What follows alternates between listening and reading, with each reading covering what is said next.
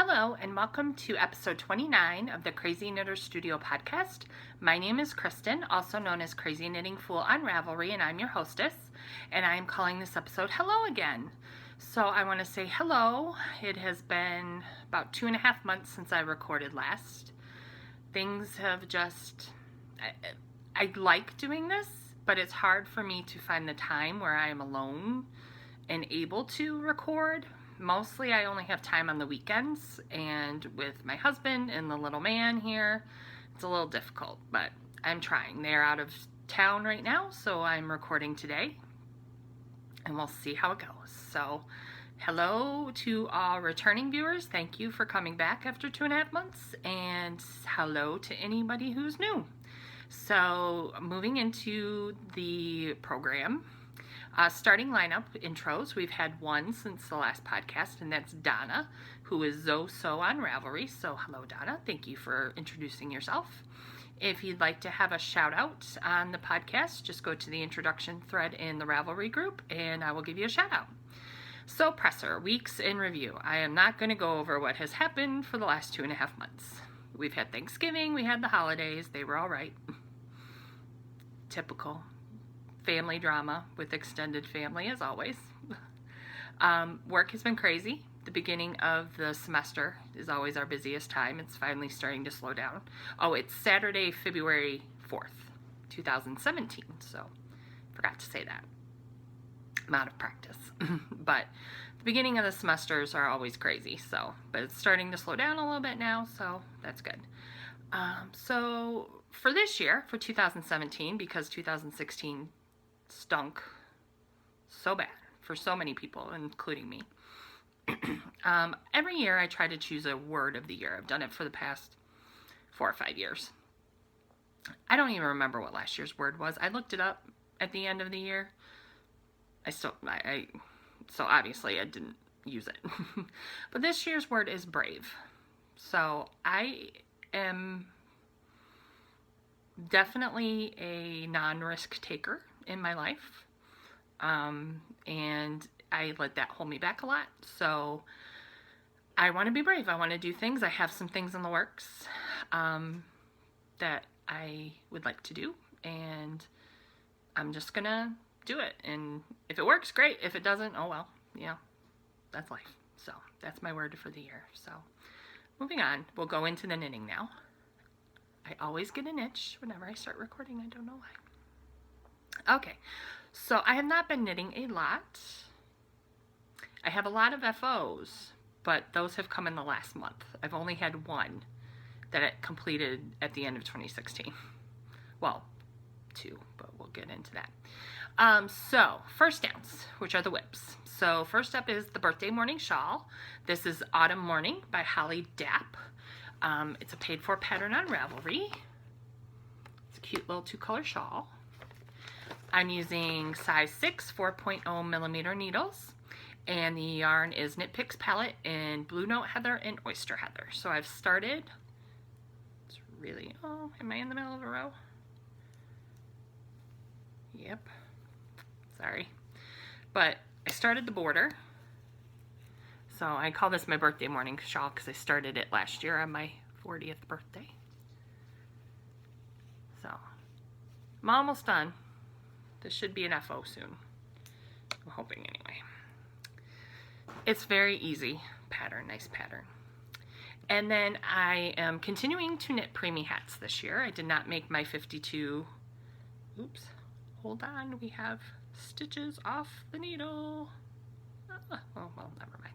I'll get them later.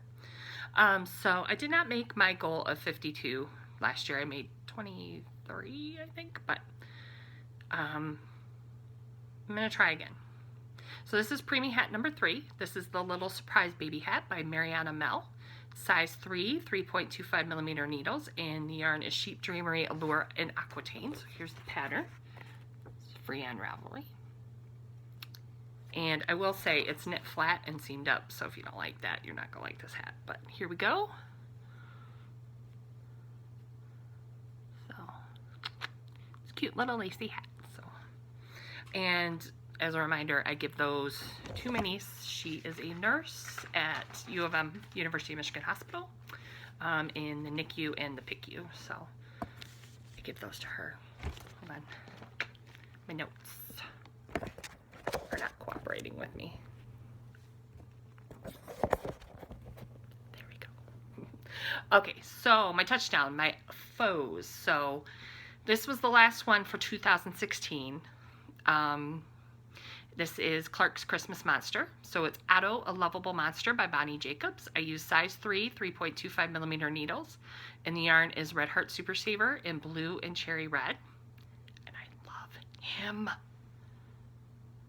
How cute is he? There's his little legs, his little feet, his little hands. I adore him. I told my son if he did not want him, I would keep him. He loves him though.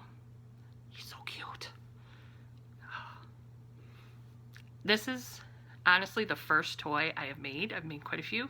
This is the first one that I'm very, very proud of, that even sewing it together, usually my sewing sills are pretty bad. But I love him. He's so cute. Ah! Anyway, okay, sorry. Moving on. Yes, I'm 40. I still like toys. Nothing wrong with that, people. So next up is touchdown number 2, which is Preemie Hat number 1 for the year, which is the Peconic Preemie Beanie by Susie Allen. Size 3, 3.25 millimeter needles, and it's Sheep Dreamery Allure in Aquitaine. It's just a cute little knit purl pattern. Very easy. And then the third touchdown, second Preemie hat. I'm out of practice, people, I'm sorry. Is Lamponi a Merenda. I think it's Italian. By Stella Egidi. And it's size 3, 3.25 millimeter needles. And again, it's Sheep Dreamery Allure in Aquitaine. So, it's very cute. Again, very easy. Quick. And then I made another hat for charity. So this is the Snappy Hat by Karina Ferguson. It was free on Ravelry, and it was size 8, 5.0 millimeter needles. And I used Red Heart Super Saver in blue. Just a very simple, easy cabled hat going in the charity pile. I like this pattern. Might do it again. And then my last touchdown, or FO, just finished this morning. And it's the Golden Snitch Dishcloth by Michelle Malalik. I use size 7, 4.5 millimeter needles, and the yarn is Sugar and Cream and Hot Orange. So there you can see the H and the P and the snitch down here. So that's all my touchdowns. Not too bad. Well, like I said, except for the monster, that was the only thing I finished in 2016. Anyway, moving on, turnovers, mistakes. So remember my Root Beer City rollers? They were my little Rose City roller pattern. I started them last year for my Mother's Day cast on. I finished them finally. Took forever. I wore them once. I washed them. They were laying on the dryer downstairs to dry. I wash my socks with my laundry. I don't put them in the dryer, but they go in the washing machine. So they were laying on the dryer to dry. I left them down there a little too long, apparently, and they have disappeared. They walked away. I have no idea what happened to them. They are gone.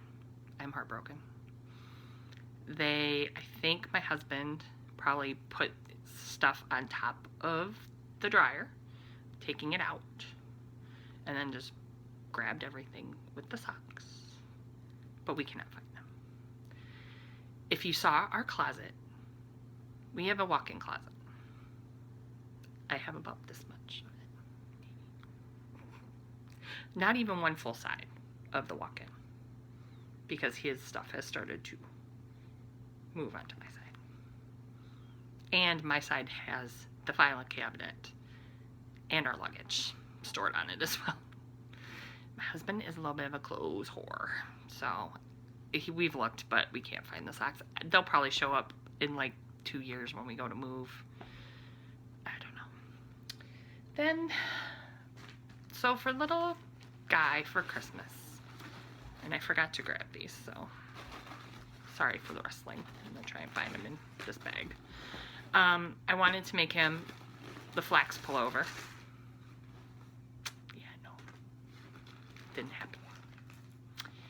And I made him a pair of socks. I wanted to make him a pair of socks. I did make him a pair of socks. Unfortunately, where are they? I can't find them now. I don't know. They were too small. They didn't fit. So I made the rye socks from Tin Can Knits, which are knit out of worsted weight yarn, and I was using fingering, so I made the smallest adult size, thinking they would fit. Couldn't even get them halfway up his foot. I rushed to finish them on Christmas Eve, and they didn't fit. Oh well. So, moving on into training camp, future projects. So, I have wanting to cast on everything itis right now. So, I do want to do his flax pullover. I have the yarn. I need to before he outgrows it. I also want to make him mittens. His mittens, he says, don't keep his hands very warm. So I'm going to make the world's simplest mittens, which is free on Ravelry from Tin Can Knits. So I need to get those cast on. And then I'm also going to make for, so the Victorian Studio podcast is doing a year-long Harry Potter knit-along, which is why I knit that golden snitch dishcloth. And the Yarn Woman podcast is doing a pop culture knit-along, so this would fit into both. I know everybody, it seems, has made this pattern, but these are the Hermione's Everyday Socks by Erica Luter. It's free on Ravelry, so I'm planning on casting on those. Maybe today, maybe tomorrow. And I'm going to use this Patton's Croy Sock FX in Celestial colors. So it's purple, my favorite, and blue and green. Well, teal. So those will be going on the needles. And I also need to make some slippers for me because I wear my socks around the house and I get a lot of holes in them, and I've been darning socks like there's no tomorrow. So I need to make a pair of slippers. I don't know what pattern or anything yet, but I need to make myself a pair. Alright, so moving on into concessions. So I have won a couple of contests from different podcasts. So first up, the Fairy Little podcast last year, she did a double dip knit along, where you could just basically post anything you knit for another knit along. So I won one of those prizes. So I won a skein of Misty Alpaca hand paint sock in Roomba Red from the Knit to Knit and Crochet website. So here it is. It's not, to me, I mean, I guess it's kind of red, but it's more pinky. It's very pretty. So I won that. And I had her card. Oh, here's her card. So, to knit and crochet. She's in Australia. Her name's Carolyn. So, and then I also won from the, I think it was the Autumn Knit Along from the Geeky Girls Knit podcast, a skein of Opal Sweet and Spicy in color 9126. So it's blues and like a olivey green and like a cream kind of color. Kind of camo-ish, but except, well, not with the blue, but the green and the brown. And then from the Sarah Nova Knits podcast, Jessica, who is the hostess, she has a few designs on Ravelry. And for her 200th episode, she held a contest, and I won one of her patterns, which is the Lilac Leaves Scarf and Shawl. You see it? Can't really see it very well.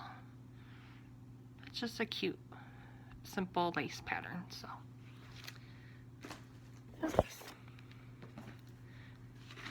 All right, so moving on into the film room, which is books, TV, etc. Again, this notebook is driving me nuts. Okay, so I finished a few books since the last time. I'm not going to talk about them all. Oh, I'm going to talk about them all, but not in detail. So the first was The Lake of Dreams by Kim Edwards. It was all right, not great. Then I read The Irish Cottage Murder by Dicey Deer, which is the first in a series. It was a little creepy. It's kind of some weird sexual innuendo stuff going on in it. I don't know if I like it. I don't know if I'm going to continue reading the series or not. Then I read Eyes Wide Open by Andrew Gross, which was excellent. I gave it 5 stars on Goodreads. So it's the story of this doctor. He has this older brother who is he's a drug addict. He's has schizophrenia. And he lives in California. The doctor lives in New York. And he gets a call from his sister-in-law, who, is also got issues, that their son had committed suicide, his nephew, the doctor's nephew. So he goes to California to kind of help him deal with that, and comes to find out that maybe the nephew didn't commit suicide because his brother was part of this. It was kind of like a ripoff of the Manson family cult, but back in the 70s, and he thinks that this cult has something to do with his nephew's death. So it was really, really good. I really liked it. Highly recommend it. And then I finished Shadow Spell by Nora Roberts, which was book 2 of the Cousins O'Dwyer trilogy. And like most Nora Roberts books, the second one in the trilogy is kind of boring because it's not a lot of action, because it's setting up, what's to come in the end.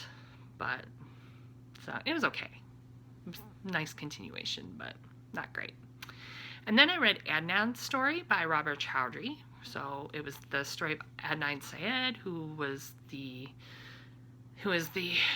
young man. Well, the young man, he's my age, but or a little bit younger than me. But he was convicted in 2000 of killing his ex-girlfriend. I think he didn't do it. I think he's innocent. That's my take on it. So he was the serial podcast in Undisclosed, and this is Rabia, who is a host of Undisclosed. I'm sorry if you notice me moving, my leg is really itchy. Who was, her younger brother was his best friend growing up. So it was very interesting. It was a lot of, if you've listened to Serial in Undisclosed, you know a lot of it, but she gives a lot of insight into Islam, which I will admit I don't know a lot about the religion. So that was interesting to read that and to get that insight from somebody who is, lives in the community and is part of, that religion, and to get that, side of it. So that was interesting. And then I read Harry Potter and the Cursed Child, the play. It was really good. I read it very fast, like 4 days. It was good. I like it. If you're a Harry Potter fan, highly recommend. And so right now I'm reading 2 books. So I'm reading where did I put them? Oh, they're there. I told you people, I'm out of practice. Decided to read like one nonfiction. I don't want to say self-help because it's so cheesy sounding, but like self-improvement book, we'll say. So the first one I'm doing is See You at the Top by Zig Ziglar. I'll be honest. He's got a lot of good points. I have a very hard time getting past. So it was written in the 70s. So there's a lot of stuff. Like, he went on for like 20 pages about pot. Like, okay, dude, I get it. Pot's the scourge of America. That's his point. Okay, but you don't have to go on and on and on and on and on for 20 pages about it. It was his views on gays, women, it's that guy who was raised during the Great Depression, but again, he does have a lot of good points and a lot of good ideas. So if you can get past that, get past the preachiness, because he is very, very religious, you can get past that. He's got a lot of good points. I'm almost done with it.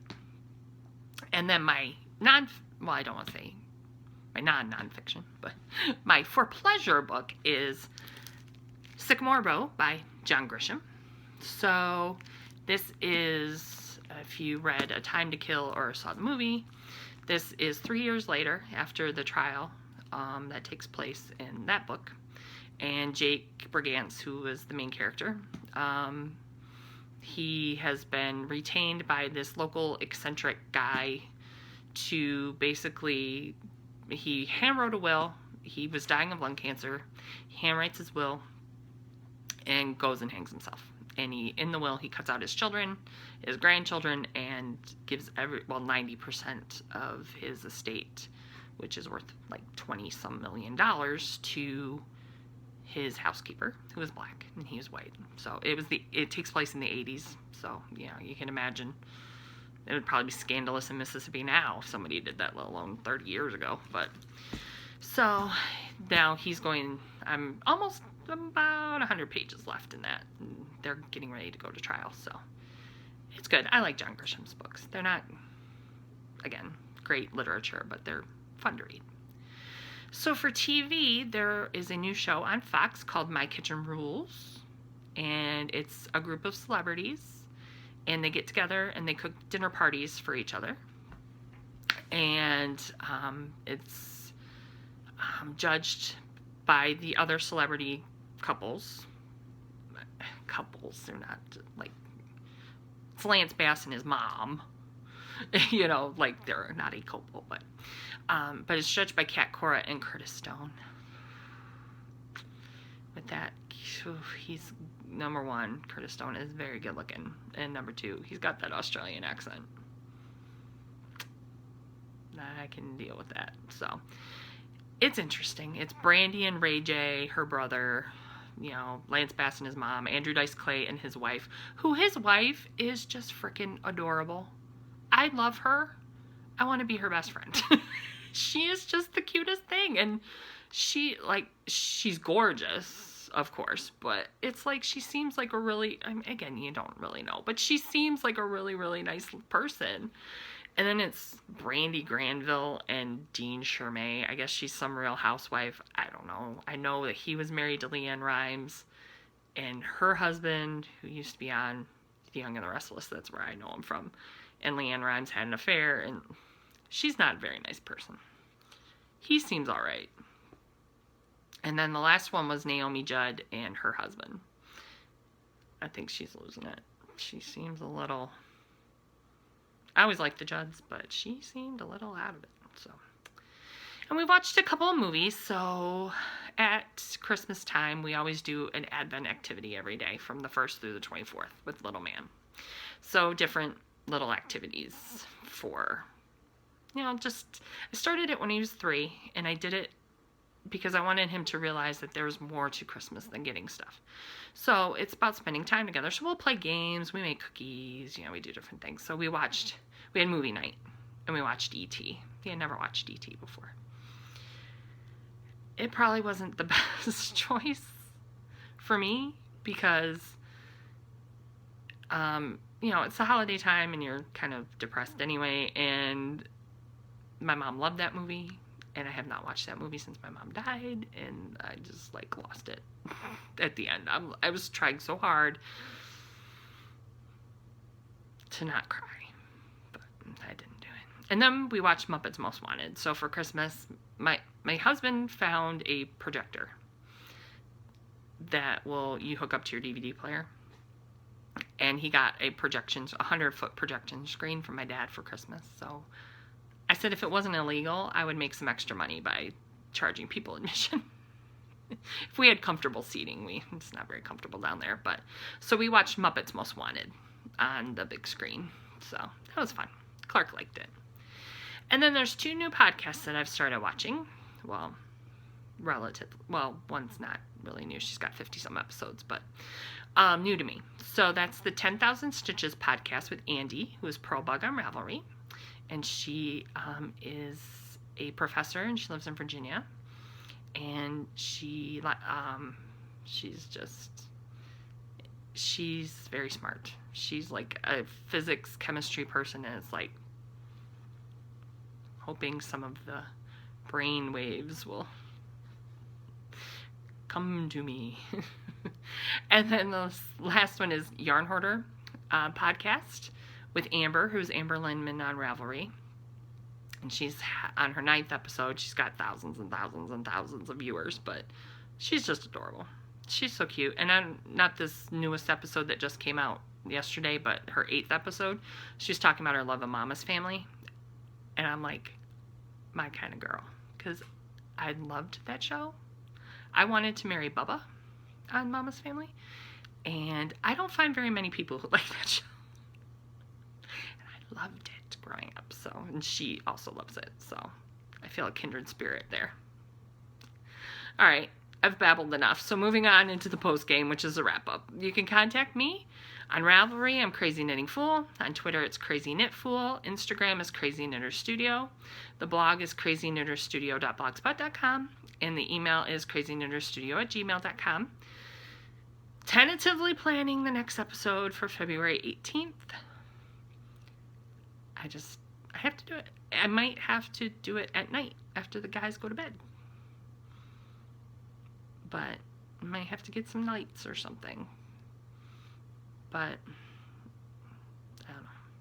I do want to do this, so I will. I will do this. You don't say I want to. As Yoda says, do or do not. There is no try. All right. So have a great couple weeks till I see you again. Happy knitting. And stay out of trouble. But if you can't stay out of trouble, just don't get caught. All right. Bye.